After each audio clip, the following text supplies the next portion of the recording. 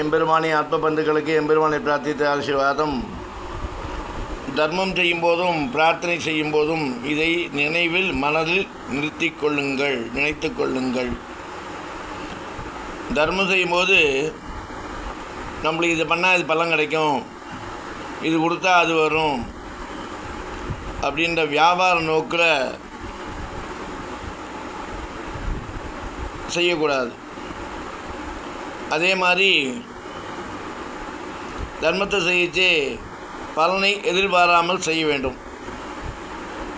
பிரார்த்தனை செய்யும்போதும் எனக்கு இது பண்ணி கொடுத்தா நான் இது அபிஷேகம் பண்ணுறேன், இது பண்ணி கொடுத்தா இது மாதிரி லைனாக அவளுடைய சௌரியத்திற்கும் சந்தர்ப்பத்திற்கும் அவளுடைய காரிய ஜெயத்துக்கு ஏற்றா போல் பிரார்த்தனை, அது ரெண்டுமே செய்யப்படாது.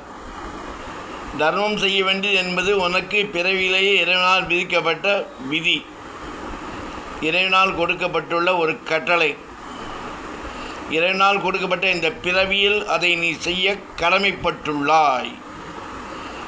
கடமையை செய்ய பலனை எதிர்பாராத இந்த ஸ்ரீகிருஷ்ணன் கூறியது போல் கடமையை செய்கிறாய். தர்மம் செய்ய வேண்டிய இன்றைக்கு இவ்வளவு இன்னாருக்கு இங்கே இப்படி என்று எழுதி வைத்து நீ அனுப்பப்பட்டுள்ளாய்.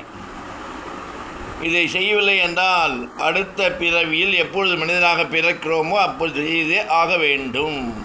இது நியதி, இது தர்மத்தின் கட்டாயம்.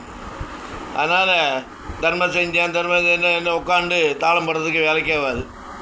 அதேமாதிரி பிரார்த்தனை, அவனை நீ யார் கேட்குறதுக்கு? அவன் உன்னை படைத்தான். அப்பா அம்மாவுக்கு தெரியாத பிள்ளைக்கு என்ன செய்யணுன்ட்டு, எவ்வளோ செய்யணுன்ட்டு, எப்படி செய்யணுன்ட்டு. மனிதனாக பிறந்த அப்பா அம்மாவுக்கு செய்ய வேண்டிய கடமைகளை வேறு. இவன் ஜெகன் மாதா ஜெகத் ரட்சகன் எம்பெருமான். அவனுக்கு அனன்ய பக்தி அந்தரங்க சுத்தி நாம பலம்.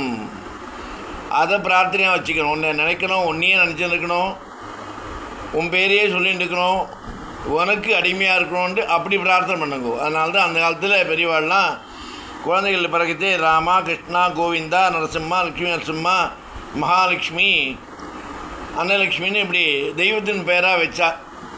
ஏன்னா கடைசி காலத்தில் பிள்ளை பாசத்துலேயாவது அந்த பேரை கூப்பிட்டா மோட்சத்துக்கு கொடுக்க காத்துருக்கேன் மாதிரி பரமாத்மா கலியுகத்தில் ஓடி வரான்.